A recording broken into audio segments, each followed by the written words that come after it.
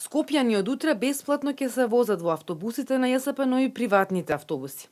Ова е една од итните мерки и препораки против аерозагадувањето, што ја соопшти градоначалникот на Скопје Гоце Трајановски откако викендов главниот град потона во облак од магла и смог, а PM10 частичките постигнуваа рекордни количини во воздухот. Колку ќе чини градските власти не може да кажат однапред, бидејќи ова и останатите мерки ќе важат се додека загадувањето не се намали под 100 микрограми честички на метар кубен. Ги повикувам сите градоначалници од Скопскиот плански регион да помогнат со субвенции према јавните предпријатија со финансиски субвенции према јавните предпријатија за заеднички да го поднесеме овој трошок. По два, градот Скопје ќе интензивира заедно со општините, значи препорачуваме и на општините, ќе интензивира контролата на граделиштата.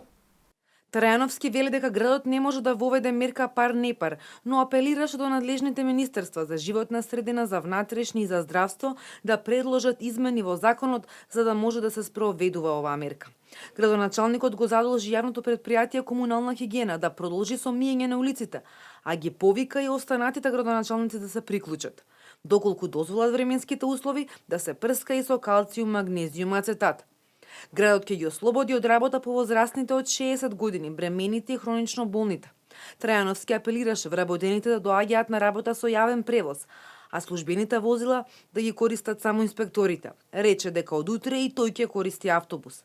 На новинарско прашање дали чувствува одговорност за енормното загадување, градоначалникот рече дека ситуацијата не се решава преку ноќ, а досега биле преземени повеќе чекори, од кои како клучно го потенцираше набавката на 300 нови градски автобуси со кои се заменија старите кои беа под сите стандарди. Јас сум првиот кој што отвори Пандорината кутија и таа Пандорина кутија, знаеш, значеше мерење на воздухот, загадувањето на воздухот.